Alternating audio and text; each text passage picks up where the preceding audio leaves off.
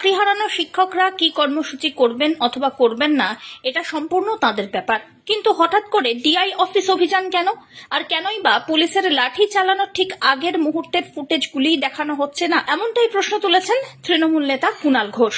কি বললেন তিনি, শুনুন। আমি কয়েকটা কথা বলি, একদম পয়েন্ট 1-2 করে দু একটা কথা বলি। যে গতকাল থেকে কসবার ঘটনা নিয়ে একটা মিথ্যা ন্যারেটিভ তৈরি করার উদ্দেশ্য প্রণোদিত প্রচার হচ্ছে। এক, ডিআই অফিসে শিক্ষকদের উপর হামলা হয়েছে। এখানে উত্তর, ডিআই অফিসে গেছেন কেন?